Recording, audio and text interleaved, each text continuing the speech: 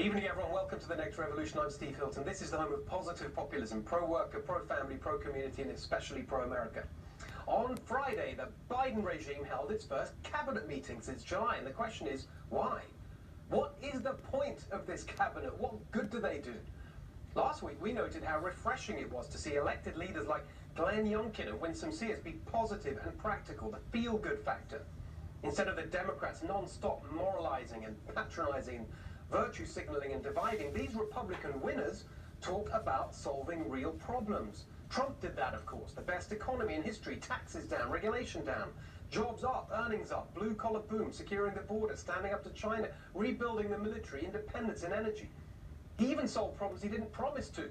With Trump, thanks to the natural gas revolution, America's carbon emissions fell to the lowest level in 30 years. Tell that to the Green New Deal climate zealots. But under Biden, it's not just that they're not solving problems, it's much worse. Let's examine the life cycle of a problem in this omni-shambles. That is the Biden regime. Stage one, create the problem. So when you inherit a growing economy, make sure you overheat it with a $1.9 trillion spending spree. Every time you see rising prices, remember, it's not some natural disaster. It was created by Biden and the Democrats with that first giant spending bill in March. Who says that? Democrats. Obama, economic advisor Jason Furman described Biden's rescue plan as, quote, the original sin. And here is Clinton's Treasury Secretary just this week. They're just not recognizing just how much demand is being created by the tremendous wall of money. 15% of GDP in 1 year that they released last spring. What we infused was very, very large, and it was kind of predictable that it would lead to excess demand and inflation. There was never a macroeconomic analysis demonstrating that this was an appropriate plan. It came out of a whole range of political machinations.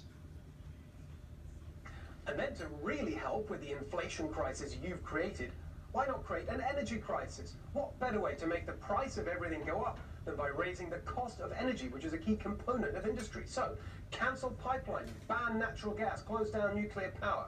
Energy supply goes down, the price goes up, and you hit working Americans hard. $5 gas, winter fuel up 50%, that'll show them. But it's okay because you just send people money for months on end, which of course helps you create a supply chain crisis as people stay home and businesses can't find workers. So they raise their wages, which means their costs go up, which means they have to put their prices up, which is all great for the Biden problem creators because that pushes inflation even higher. And once you've created the problems, you move to Biden omni-shambles stage two. Deny and dismiss the exact problems he created. There's no energy crisis, are you kidding? What is the Granholm plan to increase oil production in America? Oh my God, that is hilarious. Would that I had the magic wand on this. Inflation? No, that's not a thing. And even if it is a thing, it's only temporary, it's transitory. Transitory impact on prices, transitory effects, transitory impacts. Their expectation is that these inflation rises will be transitory. It's just going to pop up a little bit and then go back down. Just pop up a little bit. And that's okay, they say, because wages are going up too. And they're right, wages are going up. Only problem is, inflation is going up faster. Of course, there's no supply chain crisis. You just need to, lower your expectations. And the reason you can't find anything in the stores is because the economy is actually doing great. The tragedy of the treadmill that's delayed. Right. There are 1,000 points in that chain where something can go wrong, and we're seeing a lot of those points reveal themselves because of the enormous demand. Enormous demand! It's all going so well. And even if there was a supply chain crisis, they can't actually tell you what they're doing about it. So I don't have the specifics for you right now. It's going to be broken down into agencies. The specifics on that, I don't have to share with you today. What they can share is that there's no problem with businesses not being able to find workers. They just need to pay more. In some places, it may be that you have to pay more wages in order to attract workers. Thanks, Jen. Any other advice? I'm sure we're all ears, considering you and the rest of the Omnishambles crew have never created a job in your entire lives. Now, once you've finished denying and dismissing the problems you created, you can move to Biden Omnishambles Stage 3. Make the problems worse. So, make the energy crisis worse by closing down even more pipelines. Even better, close down American energy businesses. Here what I'm thinking about is primarily coal industry and oil and gas industry. A lot of the smaller players in that industry are going to probably go bankrupt in short order. At least we want them to go bankrupt if we want to tackle climate change, right? Right.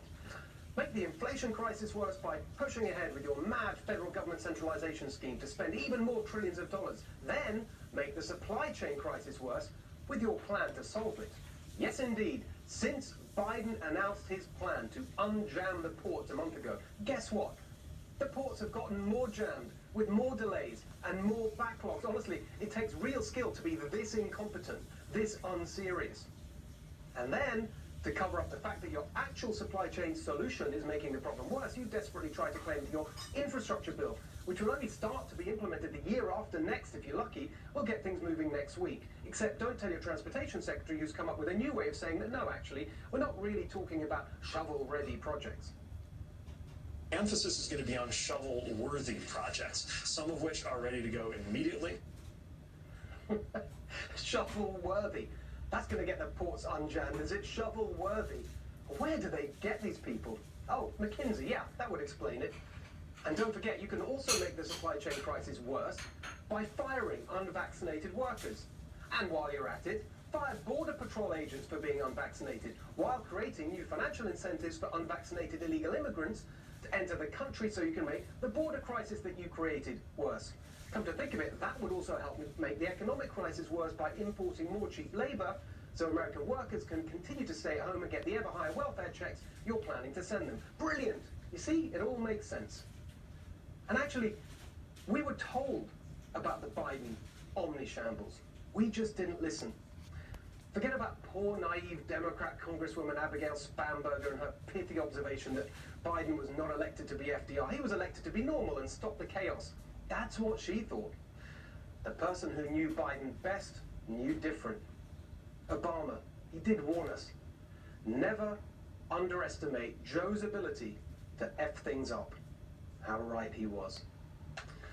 Tell us what you think at Steve Hilton X and at NextRev FNC. Let's bring in former director of the National Economic Council and host of Kudlow on the Fox Business Channel, Larry Kudlow. Who better on a night like this? Larry, you know the thing that drives me crazy is when you see all this, the conversation about this, you see people on TV. I saw it just this today with Chuck Todd and others saying, well, the problem is there's no policy solution. What are they going to do? Release the strategic oil reserve and get OPEC to pump more? The policy solutions are right in front of us. They just don't want to take them. Well, yeah. I mean, look, you laid it out very well, as you always do. But there are clear policy solutions. I mean, for one thing, you're going to spend another $4 trillion, which is going to stimulate aggregate demand in the economy. That's going to raise inflation. So don't do it. And while you're doing that, by the way, you're cutting back with an attack on fossil fuels. So we're producing, 2 million barrels a day less than we should be. That would solve your gasoline price right there. You're increasing regulations and you're increasing taxes on businesses across the board. So production slows down. You got demand going up. You got supply going down. That means prices rise. Inflation rises. Now look at Joe Manchin has a good idea. And today, inadvertently, Treasury Secretary Janet Yellen supported it. Manchin has been saying, stop all this spending, go on a pause, wait till next year for this crazy $4 trillion bill until we see how inflation turns out. And Janet Yellen said today that she now thinks the inflation might come down in the second half of next year. Okay, so Yellen and Manchin should get together. And we should pause all this spending and taxing until the second half of next year. That's what I heard today on the TV shows. And I think it's a great solution. Do nothing. No more spending, no more pump priming. By the way, the Federal Reserve that Yellen used to run has gone crazy with money printing. So they are financing all this government spending, and that's keeping the inflation rate accelerating. So put a halt to it.